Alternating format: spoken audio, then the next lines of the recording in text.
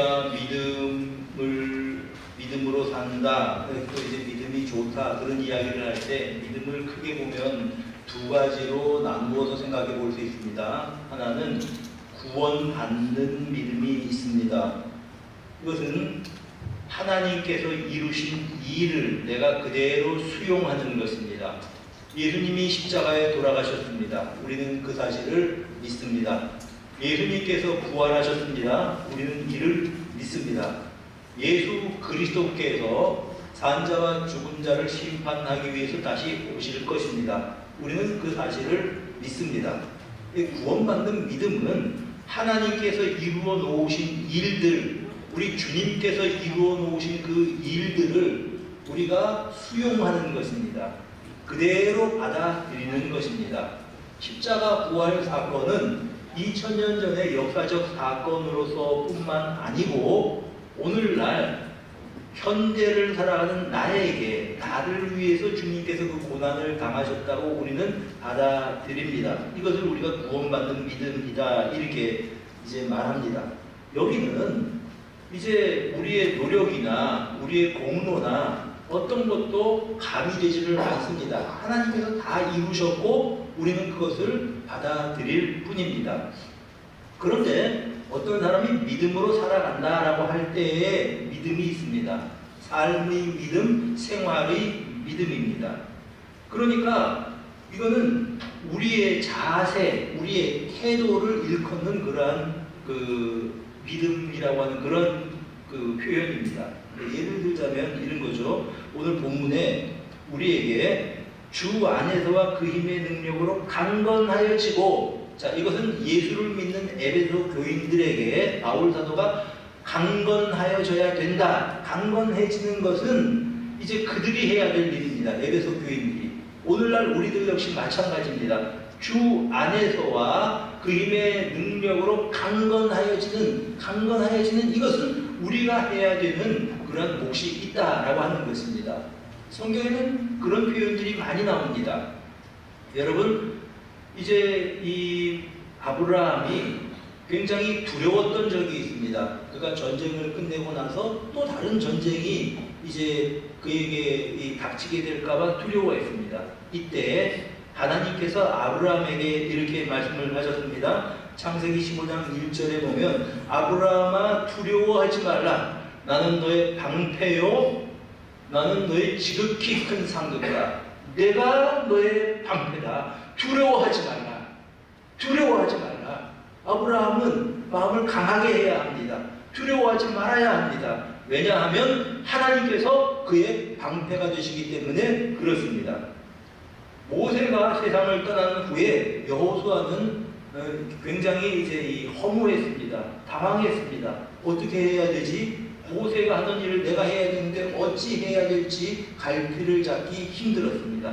이때 하나님께서 여호수아에게 하신 말씀이 있습니다.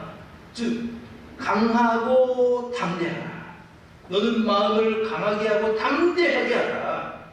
여러분, 하나님께서 그 일을 하실 것입니다. 그런데 그 일을 대행하는 여호수아 입장에서는 강하고 담대한 마음을 마음에 품는 것이 그가 할 일인 것입니다. 여러분, 풍랑 가운데 그냥 당황하면서 배가 곧 뒤집어질 것 같으니까요. 그렇게 이 두려워하던 제자들에게 예수님께서 물 위로 걸어오셨습니다. 그리고 그들에게 이렇게 말씀을 하셨습니다.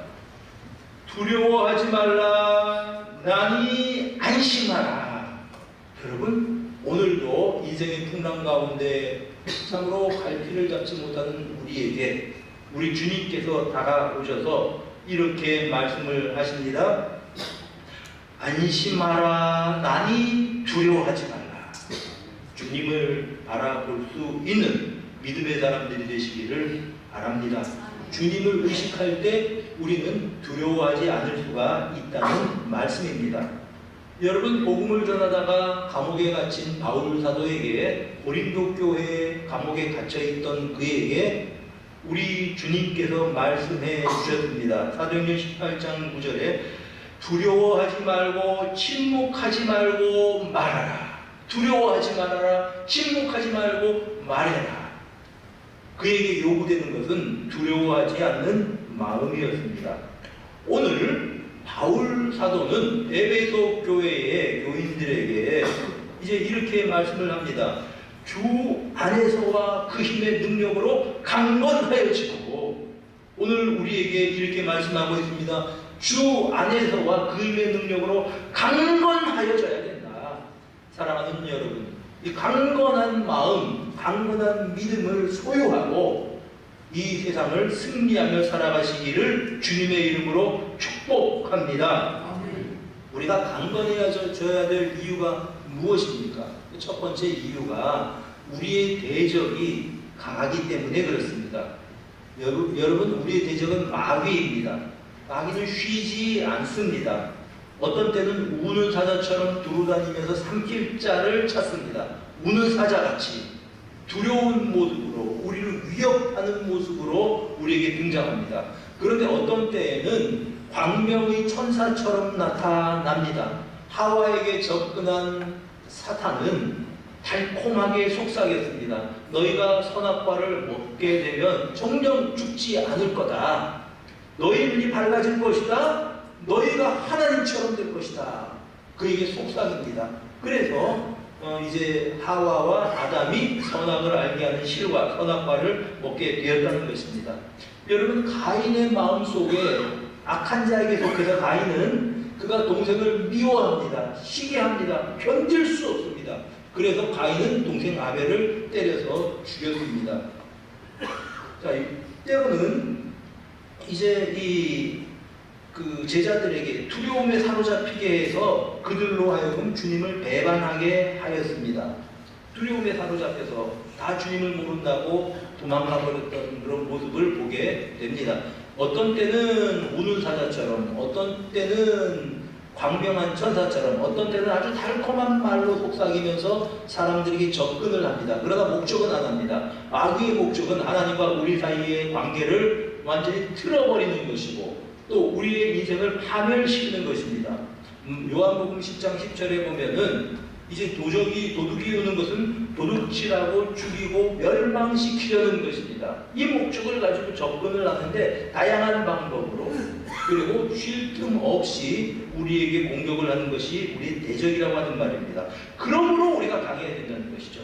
이런 대적과 싸우고 있는 것이 우리 신앙의 실존이기 때문에 우리들이 강하여야 된다고 하는 말씀입니다. 두 번째 이유가 있습니다. 우리가 강건해져야 될 두 번째 이유가 우리가 연약하기 때문에 그렇습니다.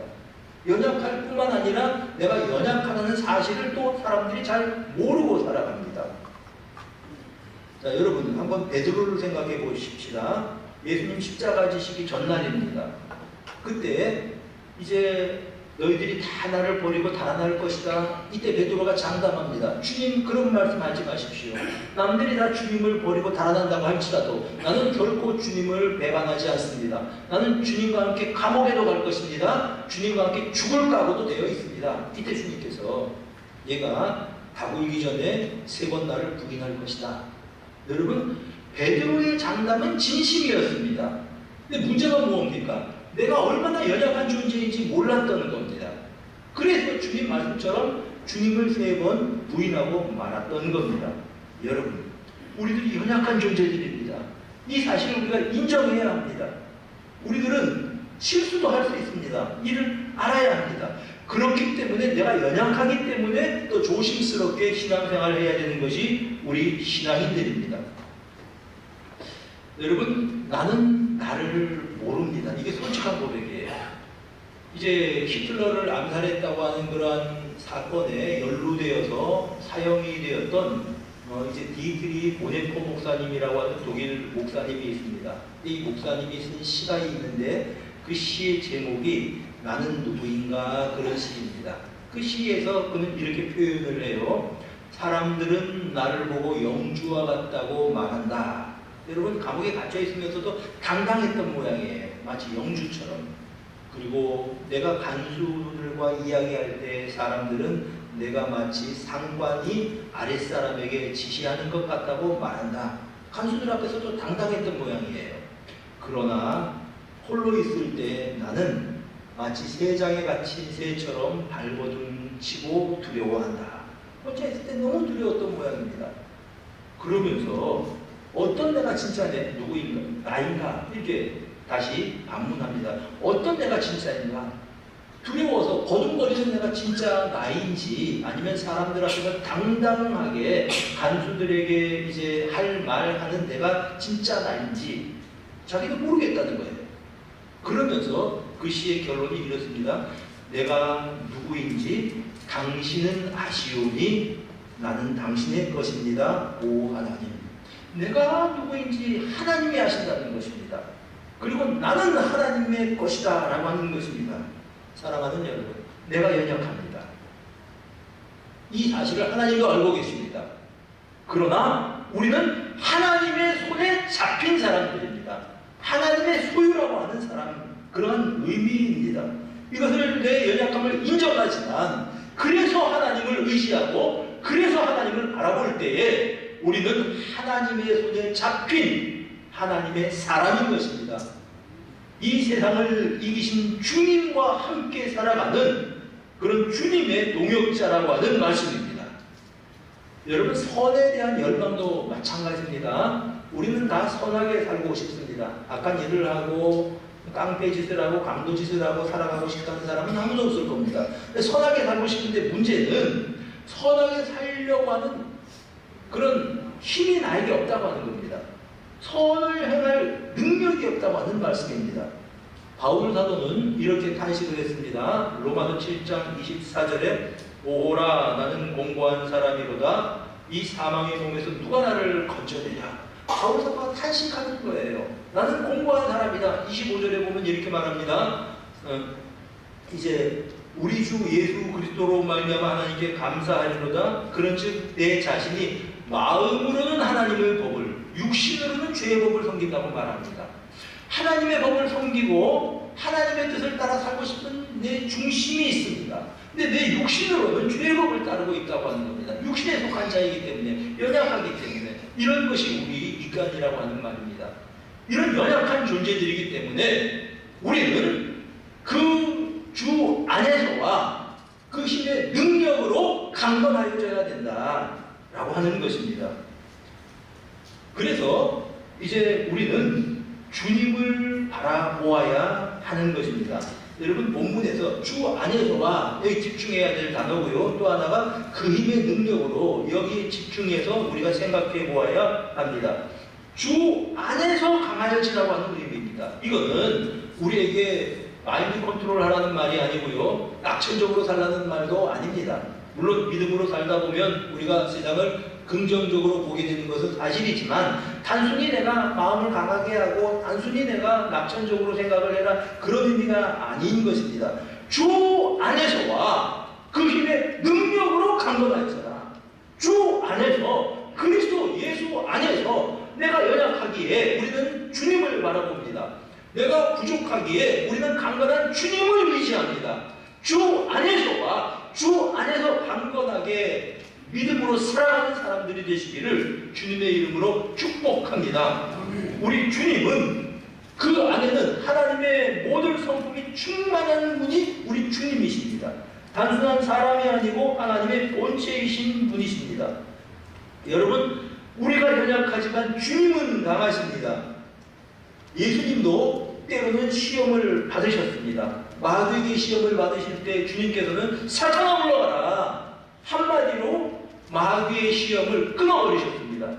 여러분, 공생애 중에 얼마나 많은 어떠한 이제 일들이 일어났는지 생각해 보시기를 바랍니다. 하루는 가버나움 회당에서 예수님께서 말씀을 가르치실 때 귀신 들린 사람이 막 소리를 지릅니다. 나사렛 예수여, 당신이 누굽니까? 우리는 당신을 압니다. 우리를 쫓아내려고 왔습니까?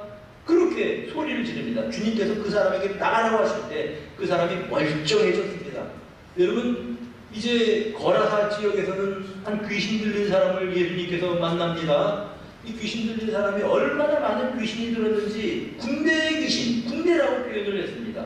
그에게서 그 사람에게서 나가라고 주님께서 말씀하실 때 이 귀신들이 이 돼지떼 2,000마리에 들어가서 돼지들이 이탈로 막 이제 뛰어내려서 그 그 돼지들이 다 물에 빠져서 죽었다고 성경이 증거하고 있습니다. 예수님께서 변화산에서 내려오셨을 때에 자기 아들이 귀신 들려서 어려서부터 불에 뛰어들기도 하고 물속에 뛰어들기도 한 그 아이를 고쳐달라고 어떤 아버지가 찾아왔습니다. 제자들도 그 일을 어떻게 감당하지 못하고 쩔쩔매고 있었던 바로 그때에 주님께서 귀신을 꾸짖으실 때 이 아이가 온전해졌습니다. 여러분, 주님께서 공생애를 통해서 얼마나 자주 이렇게 하나님의 능력을 보이셨고 또 이제 이 사탄의 도전에 대해서 이렇게 그들을 물리치셨는지 우리는 성경을 통해서 알고 있습니다. 마귀는 계속해서 사람들을 통해서 우리 주님을 공격했습니다. 이제 주님을 미워합니다. 그리고 이제 주님께 대해서 오해를 합니다. 억울한 누명을 뒤집어 씌워서 결국은 재판을 받고 십자가의 형을 언도받았습니다. 십자가에 못 박히셔서 죽게 되었습니다. 사람들은 예수님께 이렇게 조롱했습니다. 네가 그리스도라면 십자가에서 내려와 보시지. 그러면 우리가 믿겠다. 마치 사탄은 그때 자기가 승리한 줄 알았을 것입니다. 그러나 주님께서는 십자가에서 죽으신 주님께서는 죽음을 이기시고 부활하셨습니다. 다시 일어나셨습니다. 생각지도 못할 방법으로 승리를 선포하셨습니다. 그러므로 그 십자가는 주님의 실패의 장소, 주님이 십자가에 죽으심으로 실패한 것이 아니라 승리의 상징이 되었다고 하는 것입니다. 골로새서 2장 15절에서는 우리에게 이렇게 일러주고 있습니다. 통치자들과 권세들을 무력화하여 드러내어 구경거리로 삼으시고 십자가로 그들을 이기셨습니다. 십자가는 승리의 상징입니다. 주님께서 승리하신 곳이었습니다. 우리 주님은 이 십자가와 부활 사건을 통해서 세상에 임금 노릇하던 사탄을 쫓아내신 것입니다. 사랑하는 여러분, 우리가 믿음으로 살아갈 때 내 힘을 의지하지 마십시오. 내 능력을 의지하지 마십시오. 나는 실수할 수 있습니다. 믿음의 주요, 온전케 하시는 이인 예수 그리스도를 바라보는 여러분들이 되시기를 주님의 이름으로 축복합니다.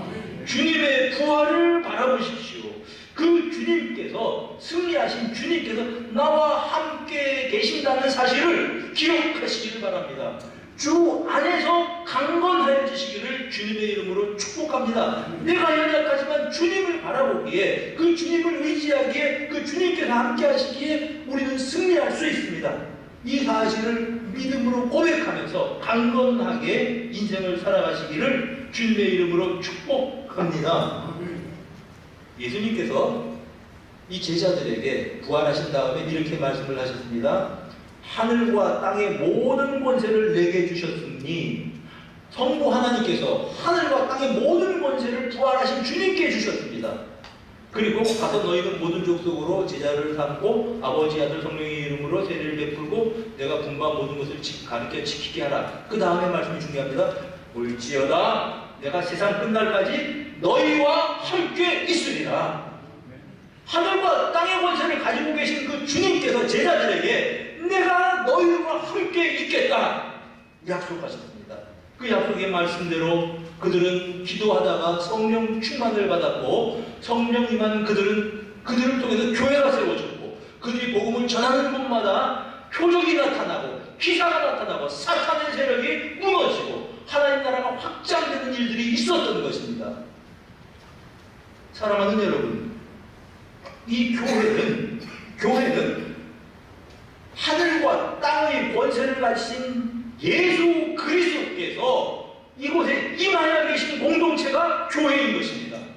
여러분, 하늘과 땅의 권세를 가지신 그 주님께서 함께하는 사람이 그리스도인들인 것입니다. 이 사실을 알고 계십니까? 그러니까 그 주 안에서 우리가 강건하여지는 겁니다. 내가 강해서 강한 것이 아니고 세상을 이기신 주님께서 우리와 함께 계시기 때문에, 그 사실을 우리는 확신하기 때문에 강건하여질 수가 있는 법입니다. 바울 사도가 평생 복음을 전하고 많은 일들을 하였습니다. 그런데 그가 노년에는 감옥에 갇혀있는 그런 상황이 되었습니다. 감옥에 갇혀있으니까 나이가 드니까 사람의 마음도 약해지죠. 몸도 약해집니다. 언제 그의 인생이 이제 마지막이 될지, 언제 사형이 집행될지 모르는 상황입니다. 여러분 디모데후서 4장을 한번 읽어보십시오. 바울 사도가 얼마나 외로웠는지. 어떤 사람들은 그를 배신하고 떠나갔습니다. 바울 사도가 복음을 전하고 사람들이 칭찬을 받을 때 바울 주변에 사람들이 그냥 모여들었습니다. 근데 그 감옥에 갇힌 나이든 바울 사도에게 사람들은 배반하고 떠나간 사람들이 있습니다. 아니면 사역을 위해서 멀리 떠난 사람들도 있습니다. 바울 사도가 보내기도 했습니다. 좌우간 이리 가고 저리 가고 바울 주변에는 누가 한 사람밖에 남아있지를 않았습니다. 누가는 의사였기 때문에 바울 사도의 건강을 옆에서 도와주고 있었던 어떤 그런 상황이었습니다. 얼마나 외로웠든지 믿음의 아들인 디모데가 보고 싶습니다. 속히 오라고 그에게 부탁을 합니다. 얼마나 외로웠든지 어려서부터 아들처럼 돌보았던 마가 요한이 보고 싶었습니다. 자, 그러면 외롭고 또 때로는 이제 이 건강도 쇠약해지고 마음도 약해진 바울 사도가 처량하게 감옥 생활을 했습니까? 그게 아니더라고 하는 것입니다.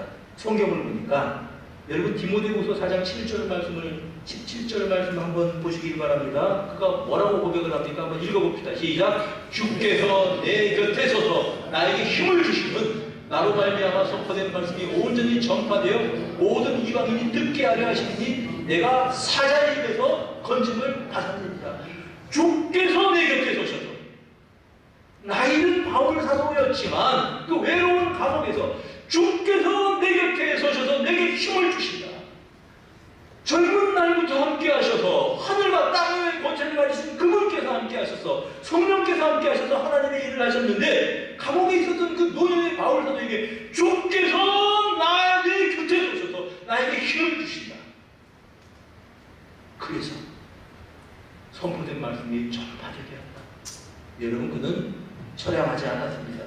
외롭지 않았습니다. 주님께서 감옥에 갇힌 그 연약한 바울 사도 곁에 계셔서 도와주고 계셨고 힘을 주고 계셨던 것입니다. 그래서 그는 이렇게 고백을 합니다. 디모데후서 4장 18절에 주께서 나를 모든 악한 일에서 건져내시고 또 그의 천국에 들어가도록 구원하시리니 그에게 영광이 세세무궁토록 있을지어다. 아멘. 여러분 그의 지향점은 죽음이 아니었습니다. 죽음 이후를 바라보고 있습니다. 주께서 나를 모든 악한 일에서 건지시고 그의 천국에 들어가도록 구원하시리니 그는 죽음을 바라보고 죽음을 향해서 살아가는 사람이 아니었습니다. 죽음 넘어있는 천국을 보고 주께서 나를 천국에 들어가도록 인도하실 것이다. 그는 그렇게 고백하고 있습니다. 그에게 영광이 세세무궁토록 있을지어다. 이것이 바울 사도가 강건할 수 있었던 이유입니다. 주 안에서 그리스도 예수 안에서 강건하여진 그 믿음을 가지고 살아가시는 여러분들이 되시기를 축복합니다. 풍랑이 닥칠 수도 있을 것이고 사람들의 이 오해를 받을 수도 있을 것입니다. 내 인생이 흔들릴 수도 있을 것입니다. 안심하라 내니 두려워하지 말라. 주님의 음성에 귀를 기울이는 성도님들이 되시기를 바랍니다. 바울 사도의 주님 예수 그리스도께서 우리와 함께 계십니다. 그분을 바라볼 수 있는 여러분들이 되시기를 우리 주님의 이름으로 축복합니다. 스펄전이라고 하는 유명한 설교자가 있습니다. 영국의 목사님이죠. 근데 스펄전이 자기 생애에 이제 회의에 빠졌던 적이 있습니다. 인생의 길을 다 잃어버린 것 같고 방황하는 상태가 되었습니다. 어느 날 주일 아침에 그가 이제 이 시골길을 걸어가다가 지금 주일이지 생각이 나서 예배를 드리러 가려고 주변을 돌아보니까 조그마한 감리교회가 하나 있었습니다.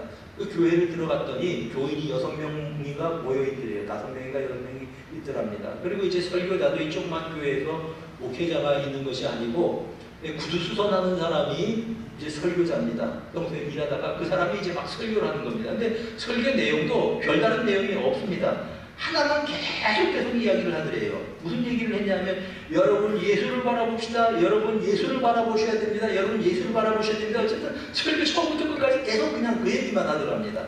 그런데 남모르는 청년이 와 있으니까 그분이 막 설교를 하다 신이 났던 모양입니다. 저 청년 예수를 바라보십시오.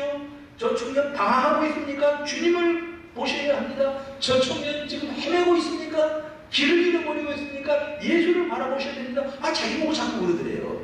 그러니까 가만히 생각하니까 내가 정말 길 잃은 상태고 내가 방황하고 있구나, 이 사실을 깨달아 주더랍니다. 정신이 번쩍 들었습니다. 예수를 바라보라고 하는 그 사람의 말이 그의 마음속에 꽉 꽂혔습니다. 그리고 그는 예수를 바라보기 시작했습니다. 인생의 방황이 끝났습니다. 그리고 그 그의 경험이 그 영국의 그 설교자, 영국의 대설교자라고 하는 스컬전 목사님이 탄생하게 된 계기인 것입니다. 사랑하는 여러분, 주 예수 그리스도를 바라보는 여러분들이 되시기를 바랍니다. 승리하신 주님을 바라보시기를 바랍니다. 그분이 여러분들의 인생을 인도하실 것입니다. 주 안에서 강건하여지는 여러분들이 되시기를 축복합니다. 그 힘의 능력으로 강건해져야 된다고 말씀하고 있습니다. 여기서 그 힘의 능력으로 강해진다는 의미는 성령의 능력으로 강해진다고 하는 그런 뜻입니다. 빌립보서 1장 6절에 이렇게 말씀을 합니다. 너희 안에서 착한 일을 시작하시니가 그리스도 예수의 날까지 이루실 줄을 우리는 확신하노라. 바울 사도가 빌립보서를 쓰면서 빌립보의 교회에 문제들이 있습니다. 자기 자신도 감옥에 있는 상황입니다. 그런데 그는 걱정하면서 너희 참 큰일 났다, 그렇게 편지 쓰지 않았습니다. 그의 정서는 기쁨의 정서였습니다. 빌립보서를 쓸 때. 왜 기뻐할 수 있었습니까? 상황 때문에 그런 거 아닙니다. 착한 일을 시작하시니까 그리스도 예수의 날까지 이루어 가실 것입니다. 이 사실을 믿기 때문에 그는 기쁨 가운데 이 편지를 쓰고 있었던 것입니다. 여러분, 베드로전서 1장 5절에 이렇게 말씀합니다. 너희는 말세에 나타나기로 예비하신 구원을 얻기 위하여 믿음으로 말미암아 이제 능력으로 보호하심을 받았느니라. 여러분, 말세에 나타나기로 한 구원을 얻기 위해서 우리는 능력으로 보호하심을 받았다고 베드로 사도가 말씀하고 있습니다. 사랑하는 여러분, 이 능력은 우리에게 구체적으로 역사하는 능력입니다. 우리가 예수를 믿게 된 것은 성령의 능력으로 믿게 된 겁니다. 에베소서 2장 1절 허물과 죄로 죽었던 너희를 살리셨다 말씀하셨습니다.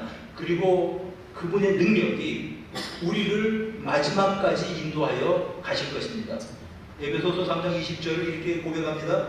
우리 가운데 역사하시는 능력대로, 그분의 능력대로, 성령의 능력으로 우리가 구하는 것이나 생각하는 모든 것에 더 넘치도록 능히 하실 일에 우리 가운데 역사하시는 능력대로, 성령의 능력 가운데 우리가 구하는 것이나 생각하는 이 모든 것에 더 넘치도록 능히 하신 이에게 교회 안에서와 그리스도 예수 안에서 영광이 대대로 영원 무궁하기를 원하노라. 아멘. 그 능력 안에서, 그 힘의 능력으로 강하여지시기를 축복합니다. 데살로니가전서 1장 5절에 우리에게 이렇게 말씀합니다. 이는 우리 복음이 너희에게 말로만 이른 것이 아니고, 우리가 받은 복음은 그냥 말로만 전해진 것이 아닙니다. 그냥 말로 이렇게 해서 이런 것이 있다, 그 정도가 아닙니다. 복음은 무엇입니까? 능력과 성령과 그 확신으로 우리에게 주어졌다고 하는 말씀입니다. 우리가 너희 가운데 너희 외에 어떤 사람들이 것은 너희 아는 바와 같다. 우리에게 전해진 이 복음은 어떤 복음입니까? 능력과 성령과 확신으로 전해진 복음입니다. 단순한 말이 아니라고 하는 것입니다. 이런 능력이 우리 가운데 역사한다고 하는 말씀입니다. 그래서 요한일서 4장 4절에 자녀들아 너희는 하나님께 속하였고 또한 그들을 이기었나니 이는 너희 안에 계신 이가 세상에 있는 자보다 크시니라. 여러분, 우리 안에 계신 주님께서 세상보다 크신 주님이십니다. 그리고 우리가 세상을 넉넉히 이기는 줄로 믿습니다. 사랑하는 여러분, 주 안에서와 그의 능력으로 강건하여지는 여러분들이 되시기를 바랍니다. 우리는 승리가 보장된 싸움을 하고 있음을 잊지 마십시오. 이 전쟁은, 내가 믿음으로 싸우는 이 영적인 전쟁은 여러분 단순히 나의 전쟁이 아닙니다. 주님께서 개입하시는 하나님의 전쟁이라고 하는 말씀입니다. 우리가 사탄과 전쟁하는 이 전쟁은 하나님의 백성들과 사탄과의 전쟁이 아니고 하나님께서 개입하시는 하나님의 전쟁이다라고 하는 말씀입니다. 그러므로 우리는 패배할 수 없다는 말씀입니다.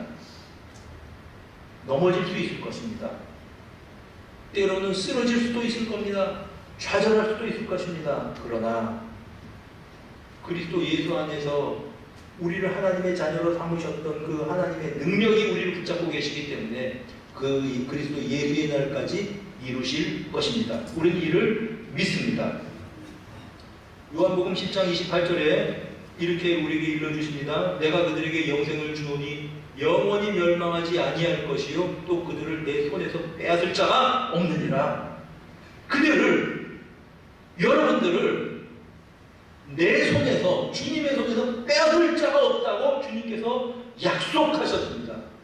그리고 말씀하십니다. 그들을 주신 내 아버지는 만물보다 크시니 아무도 아버지 손에서 빼앗을 수 없느니라. 주님의 손에 잡힌 바 된 하나님의 자녀들, 어느 누구도 어떤 세력도 빼앗을 수 없다고 성경은 말씀하고 있습니다. 전능하신 하나님이 보호하시기 때문에 그렇습니다. 사랑하는 여러분, 우리는 영적인 전쟁을 하는 사람들입니다. 그러나 이 전쟁은 내 힘으로 하는 전쟁이 아닙니다. 이 전쟁은 하나님께서 개입하시는 전쟁이고 하나님께서 도와주시는 전쟁이고 또 그 힘과 그 주 안에서와 그 힘의 능력으로 강건해져서 싸우는 전쟁이기 때문에 우리는 반드시 승리한다고 하는 것을 잊지